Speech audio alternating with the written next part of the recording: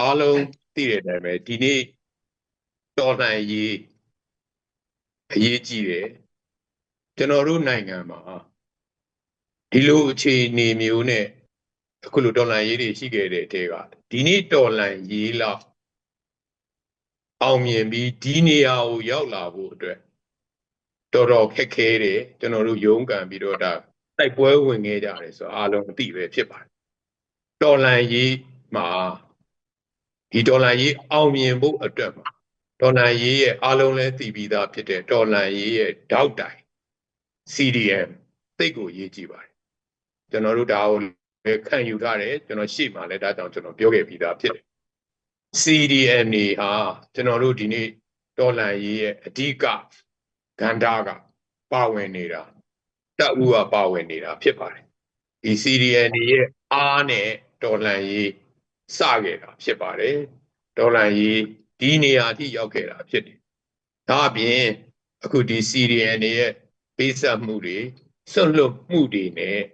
ကျွန်တော်တို့ပါဝင်နေကြတာဖြစ်ပါတယ်ဒါကြောင့်ဒါဟာအရေးကြီးတယ် CDM နေမရှိရင်ကျွန်တော်တို့ဒီဝင်ကြီးဌာနတွေလဲပတ်ဖို့မဖြစ်နိုင်ဘူးလို့ NUG လဲပတ်ဖို့မဖြစ်နိုင်ဒီ CDM နေဒါကြောင့်ဒါသိအရေးကြီးတယ်ဒီနေ့တော်လှန်ရေးမှာ CDM အရေးကြီးတယ် NUG ပြိုလဲသွားလို့လည်းမဖြစ်ဘူး CDM နေပြိုလဲသွားလို့လည်းမဖြစ်ပါဘူးဒါကြောင့်ဒါဟာသိကိုအရေးကြီးပါတယ်ဒီကဏ္ဍနဲ့ပတ်သက်ပြီးကျွန်တော်တို့အထူးလဲအလေးထားတယ်ဆိုတာအားလုံးအသိပဲဖြစ်ပါတယ်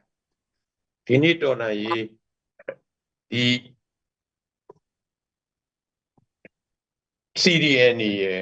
NUG ရယ်တော်လှန်ရေးရယ်တသားတည်းဖြစ်ပါတယ်လို့ကျွန်တော်အနေနဲ့တော့ဒီနေရာမှာဖြည့်ခြင်းတယ်ကျွန်တော်တို့ဒီ CDM တွေဘာကြောင့် CDM လုပ်ခဲ့ကြတာလဲကျွန်တော်တို့တွေဘာကြောင့် CDM လုပ်ခဲ့တာလဲဆိုတော့အမှန်တရားအတွက်ဓမ္မအတွက်ကျွန်တော်တို့လုပ်ခဲ့ကြတာဖြစ်ပါတယ်ဒါကြောင့်ဒီအမှန်တရားနဲ့ဓမ္မကို